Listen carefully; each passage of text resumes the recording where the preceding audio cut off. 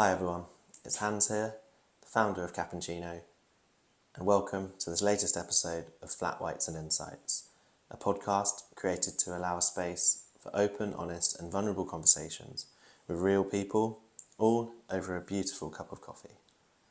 We're here in my home, so I'll be providing the flat whites, and my guests, they'll be providing the insights.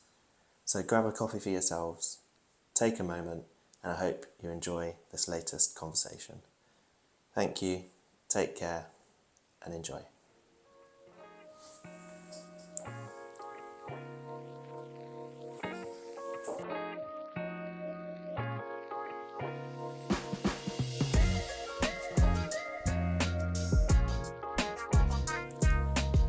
So the purpose of this podcast is for conversations. And of course you need two people to have a conversation. But before we dive into series 1, I wanted to set the scene a little bit and give an insight into myself, who I am, what CapNChino, my small business, is all about, and what really made me start this podcast. So, my name's Hans, I'm 28 years old, and I live in Didcot, just outside Oxford. I didn't really know about mental health or have a real understanding of it or the importance of self-care and looking after yourself until I didn't really have another option. I had a breakdown at the age of 22, and at the time I was actually studying for a PhD in chemistry, and it was intense, it was very intense, but I didn't help that. I definitely caused a lot of the pressure myself. Doing a PhD and becoming a doctor, the idea of it really is what drove me to succeed at university, to succeed at school, but I loved the idea of the destination rather than the journey, if that makes sense. I wanted to be a doctor, I wanted to be successful in something, and that was the subject I did best at school. And again, I'm sure we'll dive into this deeper in some of the episodes, but a lot of that came from when I was young and, feeling like I had to achieve and I had to do to be recognised, to be valued, to be loved. That's something that I kind of just felt and convinced myself. So anyway, I pretty much did that and did it very well, and was doing very well until the age of 22, and I started doing research. And the nature of research is, of course, that it doesn't work all the time. If everything did, there'd be no more PhD students, there'd be no more research. We'd have solved everything. But I didn't see it that way, and I couldn't accept that because I was so used to being driven by achievement, to valuing myself or putting my own self-worth in what I was achieving. And so when I saw that the reactions weren't working, when I wasn't making progress, I very much put that on myself. But again, I had created this character that all my friends, family, they knew me as, the chemistry guy. This is the guy, he's so smart. He got an award at university for a research project. He's got papers published. I got a first-class degree, masters. I was externally, and to be honest, I probably convinced myself that, I can do this. When I got to 22 and was doing a PhD and I wasn't making progress, I then didn't reach out. I took it all myself. I hid the fact that I was struggling. And I think I suppressed that so much that even I didn't know I was struggling until, there's only so much a person can take. I was feeling very tired, unsurprisingly, from the hours and the days I was doing. I told my professor that I wanted to have a day off. Just the one day off, and had that day off, and in fact never ended up going back in the lab again. As soon as I allowed myself to stop, my body just was like, no, that you can't do that to yourself anymore. You need to, I just needed to realise that I was so burnt out and I was doing it for the wrong reasons. I hadn't been telling anyone I was struggling, and it just led to a breakdown. They were challenging times, dark times, but I think the biggest challenge for me was accepting to myself and then accepting to other people that I didn't want to do a PhD anymore, because that was the character I'd created and I put all my self-worth into that. And I know that other people can relate, particularly in sport. I mean, my day job now is I work in sport, but yeah, other people can relate because you get told and you're known for what you do, not who you are.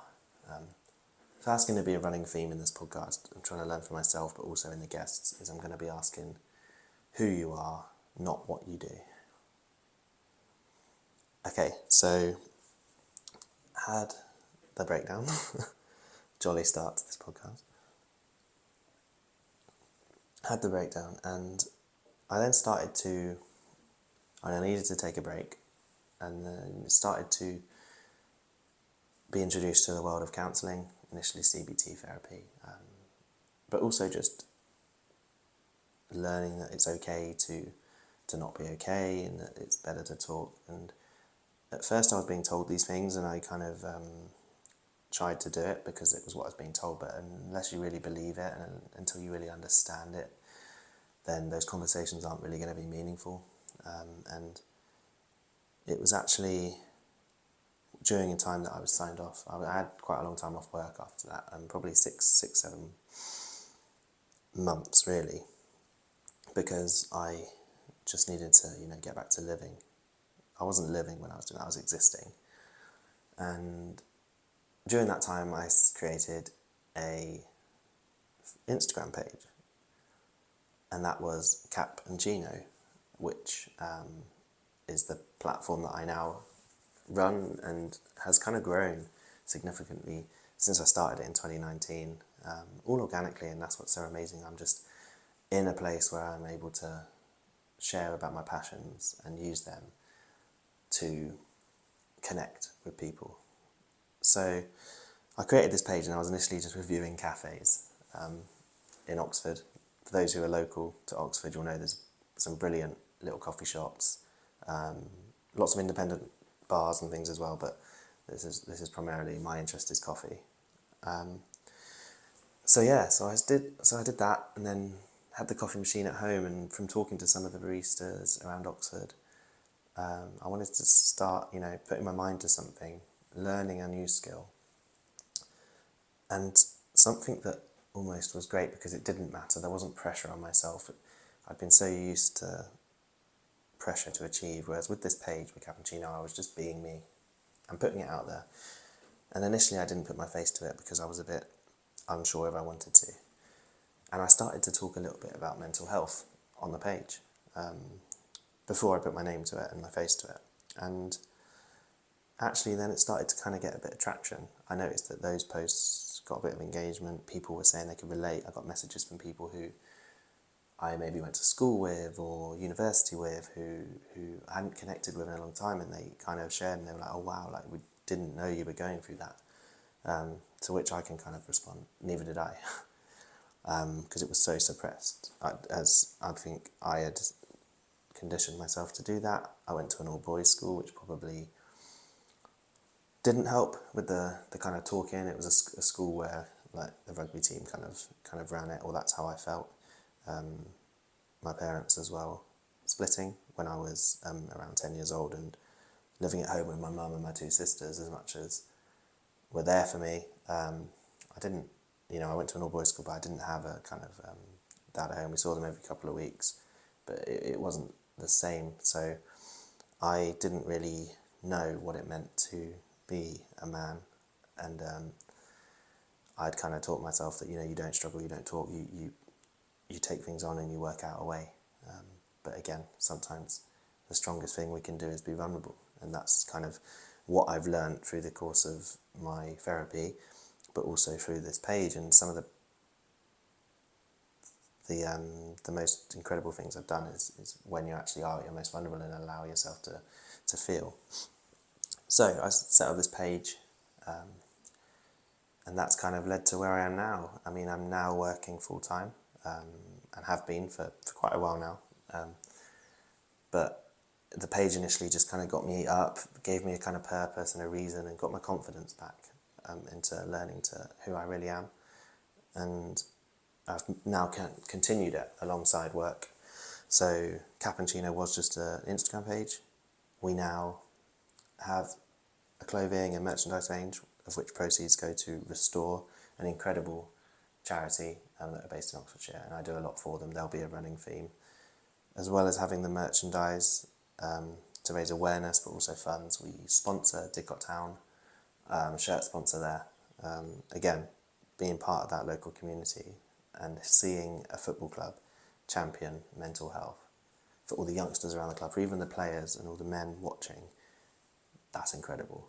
I don't think I really appreciate myself fully what that is doing, because I know if I was younger, that was kind of what I needed when I was younger, sorry. Because I went to a lot of football and a lot of sport, but it was very, like, you know, macho at that time, and, you know, about being tough. And yes, sport is competitive, and I would never want to take away from that. But you've got to remember that everyone is human, you know, from whatever level of football you play, particularly the top level where they have so much exposure. People are human first, and that community and that team feel in the right dressing room is amazing, and football can help as a real tool to support people with their mental health and do good. So it's amazing that Didcot Town are championing that, and they also just got a promotion through the playoffs, which was great to be a part of, and just see people who've been at that club for so long get what they deserve. And it's great for CapNChino as well, of course, because, you know, a higher league means that you're going to be playing teams with slightly larger crowds, slightly bigger outreach, and we're on the shirt, we're in the programme, so if it gets the message around about CapNChino, that's amazing. And lastly, so we've got the merch, we've got the football team, Didcot, but also my own coffee blend with Jericho Coffee Traders, which is amazing. Again, it's really nice coffee from Rwanda and Brazil, and they give proceeds to charity. So this thing that started as an Instagram page that I created after a breakdown, when I felt at my lowest and I felt I'd lost who I was, that's what's now actually driven so much in my life and so much of the positive things. And I think that is a message I kind of try to get across. And I heard actually Alex Manzi, someone who I had some coaching with actually when I was struggling, and he was brilliant, and we're still loosely in touch. I heard him say on a podcast recently that he likes to call his breakdown, his breakthrough, they're the same thing, because when I broke down, that was the character or the story of me before, the chemistry guy that I had created for myself. And when I broke down, it was also my breakthrough, because it was at that point that I started to take mental health seriously, that I started to actually do things that I love, and for me, not for what it looks like or the fear of having to be successful. So it was a breakthrough, and I hope that we'll also hear on this series some other breakthroughs that people have had. And hopefully there might even be occasions where those people listening or watching, because this is also video for those who are listening, I hope that they might get their own breakthroughs, or it might trigger something, or it might just make you think and you might relate, and just put a positive spin on things. So yeah, the podcast, this is the next step. I want to take these conversations to the next level. I want to actually delve into this with people in a setting here at home, which again, I want to make comfortable for people. If people want to share, you don't have to be famous, you don't have to be an influencer, you don't have to have what you might think as a headline story. I think the whole point of this is that it's going to be such a mix of people from different backgrounds, from my different networks. And some people, even if I don't know you, and you hear this, you see this, at points I'll be going out looking for people to talk about. As I say, my interests, or where I work, really is in the fields of coffee, mental health and football. I'll definitely be trying to get people from those areas, but beyond that as well. And just, we'll share insights into stories and about how people have overcome experiences, advice they might have for others, and just learn a bit more. And I think it's great to hear from people. So anyway, as I say, this is the only episode, or the last for a long time, that will just be myself talking. That's not the point of this at all. I want it to be conversations But that's important as well and I hope you'll see that, is that this is not me interviewing people. This is not me trying to find out things from people in terms of as a way that is one-sided. It's going to be very two-sided. I kind of want to be challenged myself. I want to be asked questions. I want to be interviewed myself, and hopefully by doing that I can learn more about me. I can share a bit more of that to anyone who listens, and we can increase spaces for conversations like this. So thanks so much. If you have listened to this one, thank you for checking us out, and as I say, series 1 will be coming very soon. I've got 8 guests lined up, and we've started some kind of recording some conversations already, and I can't wait to share some of those with you. So thanks so much, take care, and see you soon. Bye.